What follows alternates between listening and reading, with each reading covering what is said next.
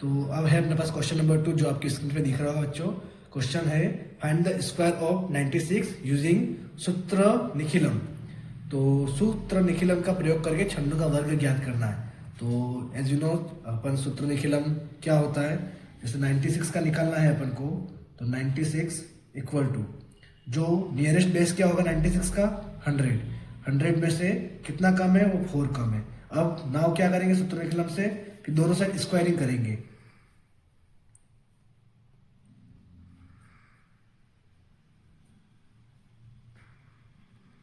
दोनों side square करेंगे तो क्या हो जाएगा 96 का स्क्वायर इक्वल टू 100 माइनस 4 का स्क्वायर।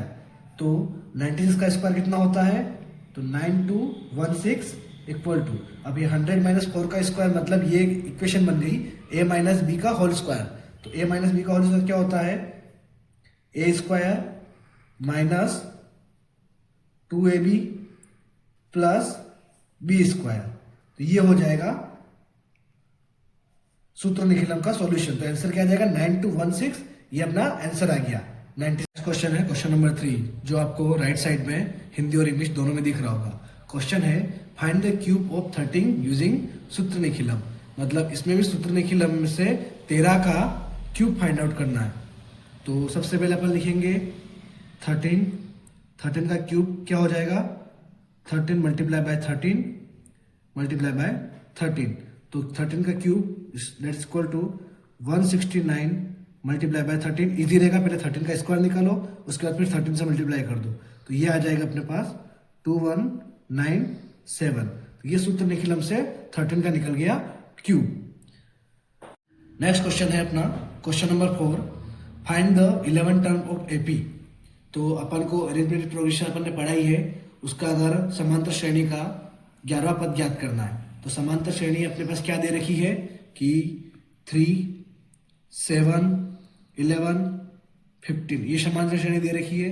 तो सबसे पहले अपन निकालेंगे ए क्या होगा, ए मतलब फर्स्ट टर्म क्या है 3, ठीक है। उसके बाद अपन निकालेंगे डी मतलब difference, first term second term दोनों में डिफरेंस मतलब 7 माइनस 3 इट्स इक्वल टू 4, ये आ गया अपना डी। अब अपने पास जो एपी का जो फॉर्मूला होता है वो होता है A N equal to A plus N minus 1 D, ये एपी का फॉर्मूला है। और अपने पास क्या निकालना है 11 टर्म्स निकालनी है अपन को, 11 टर्म निकालनी है अपन को। तो ए 11 इक्वल टू ए कितना है अपने पास 3 प्लस अपने पास है 11 माइनस 1 और डिफरेंस कितना था अपने पास 4। तो इसको सोल्व करेंगे तो कितना आ जाएगा 3 plus 10 multiply by 4 that's equal to 3 plus 43 अपने पास ए 11 टर्म आ गई। अब है क्वेश्चन नंबर 5 जो आपको स्क्रीन पे दिख रहा होगा। A dice is thrown once find the probability that number is less than 5। तो एक पासे को एक बार उछला जाता है, पासे में 5 या 5 से छोटी संख्या प्राप्त होने की प्रायिकता ज्ञात कीजिए। तो डाइस तो अपन सबने देखा ही है घर में, बचपन में सांप सीढ़ी लूडो बहुत खेला है। तो अब पॉसिबल आउटकम्स क्या क्या हो सकते हैं अगर एक डाइस को अपन फेंकते हैं। तो 1, 2, 3, 4, 5, 6, तो कितने पॉसिबल आउटकम्स हुए 6। अब फेवरेबल आउटकम 5 या 5 से कम होने चाहिए। तो 5 और 5 से कम क्या हो सकता है 1, 2, 3, 4, तो कितने हो गए 4। तो प्रोबेबिलिटी क्या हो जाएगी possible outcomes divide by total outcomes. तो दैट्स इक्वल टू पॉसिबल कितने हुए 4, टोटल कितने हुए 6, दैट्स इक्वल टू 2/3। ये आ गई अपने पास एक डाइस को फेंकने की क्वेश्चन, वो भी प्रोबेबिलिटी पे ही है। क्वेश्चन कह रहा है कि अ card is drawn from a deck of 52 cards find the probability of getting a king. तो अपन को क्वेश्चन बोल रहा है कि अपन को एक गड्डी पर बाहर पत्तों की गड्डी से एक पत्ता निकाला जाता है और ये पत्ता बादशाह होने की प्रायिकता ज्ञात करनी है। तो सबसे पहले तो किंग कितने होते हैं डेक में 4, टोटल कार्ड्स कितने होंगे 52। तो प्रोबेबिलिटी क्या हो जाएगी किंग निकालने की 4/52 मीन्स 4/52 दैट्स इक्वल टू 1/13। तो अपना आंसर क्या आ जाएगा 1/13। नेक्स्ट क्वेश्चन है क्वेश्चन नंबर 7 जो आपकी स्क्रीन पे दिख रहा है कि right the equation of stopping distance. मतलब रुकने की दूरी का समीकरण लिखिए। तो रुकने का दूरी का समीकरण जो होता है क्या होता है, stopping distance is equal to thinking distance और ब्रेकिंग डिस्टेंस। मतलब जो सोच की दूरी होती है और ब्रेक मारने की दूरी होती है वो होता है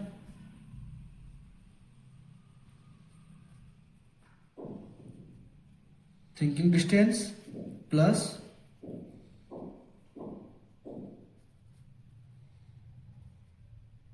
डिस्टेंस। ये हो गया अपना आंसर। क्वेश्चन है क्वेश्चन नंबर 8। वो कह रहा है कि यदि एक कार का किराया प्रथम किलोमीटर के लिए 20 रुपये तथा इसके बाद प्रति किलोमीटर के लिए 11 रुपये है तो 15 किलोमीटर चलने के लिए कुल किराया ज्ञात कीजिए। If fare of a car for first kilometre is ₹20 and after that for every kilometre is 11 and find the total fare of 15 kilometre. तो अपन को टैक्सी फेयर निकालना है। तो सबसे पहले फर्स्ट किलोमीटर का कितना है,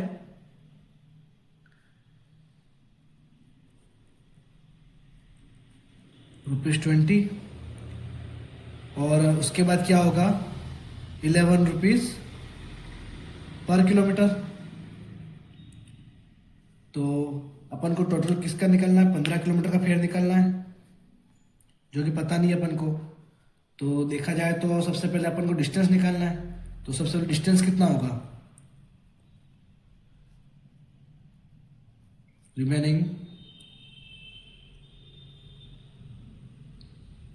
डिस्टेंस।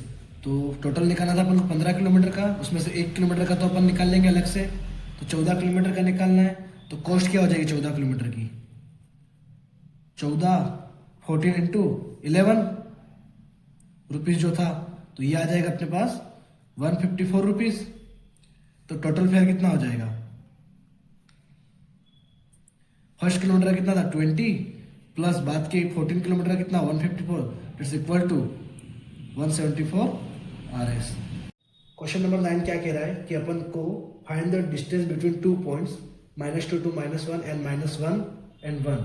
ओके, तो अपन को बोला कि बिंदु -2 -1 और -1 के बीच की दूरी ज्ञात करनी है।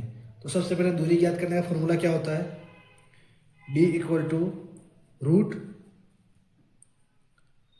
x2 minus x1 square plus y2 minus y1 का स्क्वायर। तो x2 और x1 जो दे रखा था अपन को -2 -1 और -1 और 1 ये दे रखी थी। तो ये हो जाएगा x1, ये हो गया x2, ये y1, ये y2। तो d equal to root x2 क्या हो जाएगा -1 प्लस 2 का स्क्वायर प्लस 1 प्लस 1 का स्क्वायर। तो d इक्वल टू हो गया root 1 plus 4 that's equal to root 5। तो डिस्टेंस क्या आ जाएगा √5। अगला क्वेश्चन है क्वेश्चन नंबर 10 जो दिख रहा होगा स्क्रीन पे कि समतल में लुढ़कने वाली वृत्त के केंद्र का बिंदु पद क्या होगा। The locus of centre of rolling circle in a plane will be. अगर सर्कल को समतल से लुढ़कने वाले वृत्त का जो केंद्र का जो बिंदु पद होता है वो क्या होता है, एक स्ट्रेट लाइन होती है। क्या कह सकते हैं, सीधी रेखा। ठीक है, अगला क्वेश्चन है क्वेश्चन नंबर 11। एक सिक्के को 2 बार उछाला जाता है, कम से कम एक जीत पाने की प्रक्रिया क्या होगी। अ coin is tossed twice, the probability of getting at least 1 head will be. अब एक कॉइन को 2 बार उछालते हैं तो सैंपल स्पेस क्या आ जाएगा,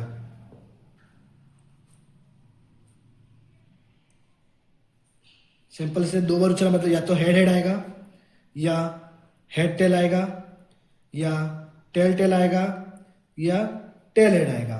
मतलब चार होंगे टोटल आउटकम्स। ठीक है, सैंपल्स को टोटल आउटकम कह सकते हैं अपन। ठीक है, अब अपन को फेवरेबल के आउटकम कितने होंगे, मतलब जो पूछा गया अपन को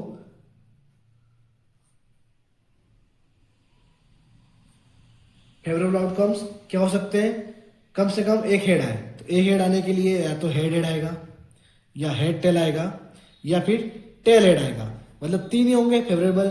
तो प्रोबेबिलिटी ऑफ क्या हो जाएगी, तो फेवरेबल आउटकम्स कितने 3। तो फेवरेबल आउटकम कितना हो जाएगा 3, टोटल आउटकम्स हो गया 4। तो ये हो गया अपना क्वेश्चन नंबर 11 का आंसर। अभी अपन ने किया सेक्शन ए, जो सेकेंड क्वेश्चन नंबर से क्वेश्चन नंबर 11 तक था, और ये जो क्वेश्चन था वो प्रत्येक 1 नंबर का था, मतलब 1 मार्क्स फॉर ईच क्वेश्चन। अब करेंगे अपन सेक्शन बी। ये क्वेश्चन नंबर 12 से शुरू होगा, 19 तक चलेंगे। इसमें पर क्वेश्चन 2 मार्क्स के हैं, और ये क्वेश्चन लगभग आने वाले बोर्ड एग्जाम में आ ही जाते हैं, पुराने क्वेश्चन पूछे जाते हैं। तो अब सेक्शन बी का क्वेश्चन नंबर 12 पढ़ेंगे अपन कि find the square of 24 by using Nikhilam base सब बेस मेथड, मतलब निखिलम आधार उपाधार विधि से 24 का वर्ग ज्ञात करें। तो निखिलम आधार वर्ग से 24 को ज्ञात करना है अपन को। तो सबसे पहले करेंगे कि नियरेस्ट कौन है 24 के, नियरेस्ट 24 के कौन होगा 25। तो 24 का बेस कैसे ज्ञात करेंगे, 24 इक्वल टू 25 माइनस 1, क्योंकि 24 25 से एक कम है नियरेस्ट बेस से। तो अब करेंगे स्क्वायरिंग बोथ द साइड।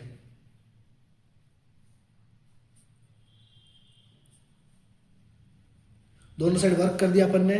तो दोनों साइड वर्क किया मतलब क्या हो गया, 24 का स्क्वायर इक्वल टू 25 माइनस 1 का स्क्वायर, जो कि होगा, इसको आगे लिख देंगे अपन 625 माइनस 50 प्लस 1 इक्वल टू कितना आ जाए स्क्वायर, निखिलम बेस मेथड से। 13 क्वेश्चन क्या कह रहा है कि find the discriminant of equation. Equation क्या दे रखी है अपन को, 3x square minus 4 root 3x plus 4 equal to 0, जो कि स्क्रीन पे दिख रही है अपन को। तो अपन को क्या निकालना है, इसमें द्विघात समीकरण निकालना है। ठीक है, तो द्विघात समीकरण निकालने के लिए सबसे पहले क्या करते हैं अपन, डी निकालते हैं। डी का फॉर्मूला पता ही है सबको कि बी स्क्वायर माइनस 4 AC होता है। तो D equal to B square क्या हो जाएगा कि जो फर्स्ट टर्म ये जो है ये बी है, ये ए है और ये सी है। ठीक है, तो माइनस 4 रूट 3 का स्क्वायर माइनस 4, ए क्या है अपने पास 3 और सी क्या है 4।